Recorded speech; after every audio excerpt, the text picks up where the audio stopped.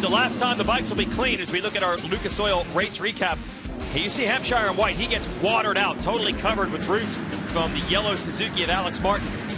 2 riders down here off the start. And that would just be the beginning. Almost everybody went down at some point. Poor Alex Martin worked so hard to get the lead from Shane McElrath and then down. Yeah, just slick, caught him off guard. Saw some traction, hit the berm, then hit the slick stuff. It wouldn't be the first time he goes down. Then so McElrath in the lead, and he'll stall the motorcycle here and just hitting the electric starter button over and over, but the bike won't crank.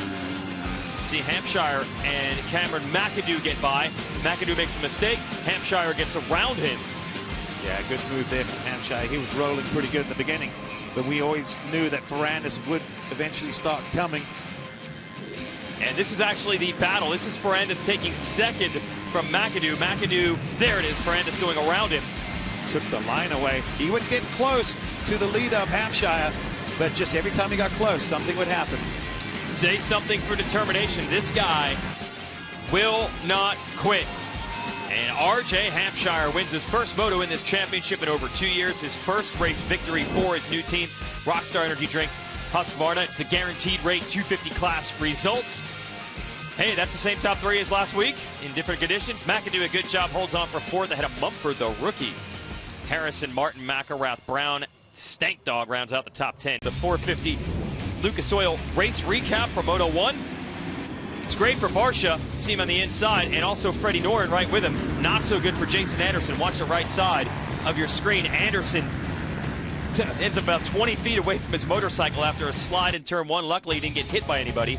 Anderson ended up, though, not finishing that moto. BARCIA in a battle with Chase Sexton early on.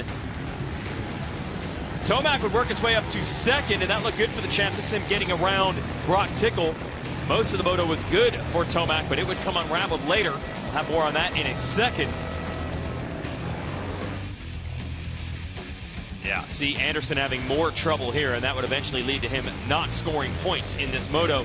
Zach Osborne, your points leader, coming from way back. Quick tip over. I don't know how, but somehow he was able to get to 5th, and then on the last lap, Tomac's bike starts smoking and sputtering, and he does not finish.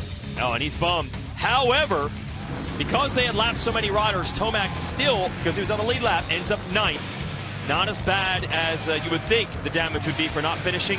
BARCIA does go down on that last lap. He had a chuckle. He had a huge lead. Does look back, though, to make sure that he maintained that lead after the crash. And goes on to take the win. This is the guaranteed rate. Rate.com results. It's another Yamaha. BARCIA's teammate, Tickle, in second. And Adam Cianciarulo, how about that? He was the slow, steady, wins the race guy. Yeah. Putting it up in 3rd on the Monster Cowie, ahead of Noren, and somehow Osborne 5th. With the Lucas Oil race recap. Now it started with Martin getting a solid performance, 3rd in Moto 1. They're behind Shane McElrath early. McElrath makes a mistake, so both Martin brothers, Alex on the yellow Suzuki and the red Honda, Jeremy, get by. So they're 1-2 in this moto. Jeremy had steam coming out. Almost went down here. Yeah. It was an adventure for everyone in this moto. Brandon Hartranft's bike breaks, and then he helps his buddy RJ Hampshire get unstuck during this muddy moto. So it looked like Hampshire was going to salvage a pile of championship points till his bike broke at the end. This is Dylan Ferrandis, your series leader. He had to work his way from outside the top 20. He would finish in 4th. But the only rider who really could say it a clean race, and I mean that in figurative terms, because even he's muddy, literally. Yeah. Alex Martin wins the 2nd moto, but he had a couple of crashes and 7th in Moto 1. That prevents him from taking the weekends overall. It's his brother Jeremy, his younger brother, who gets it done with 3-2 scores in the 2 motos, his first victory in over 2 years.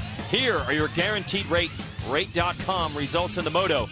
McElrath survives to finish up in 3rd. But Dylan Ferrandis came through for 2nd overall today. Send it to Will.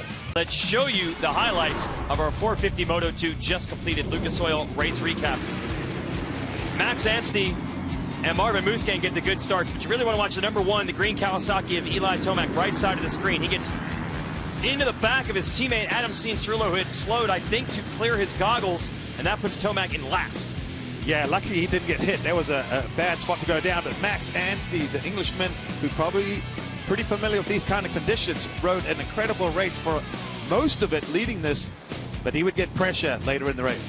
Zach Osborne from nowhere. Really rough day for him, most of it, but he started coming back. And then look at this. Lap riders crashing into each other. Just chaos out there. Osborne made a daring pass on Adam Cianciarulo to take the overall lead. Then he eventually got around Anstey here to take the race lead. Yeah, Anstey got stuck behind a fallen lap that went down right in front of him. And then the big one, Eli Tomac, DNF Moto 1, bike issue. DNF Moto 2, bike issue again. Devastating for the defending champ. He would end up 22nd in this race. 0 championship points scored. Somehow, Osborne wins the race with 5-1 moto scores in our 2 events.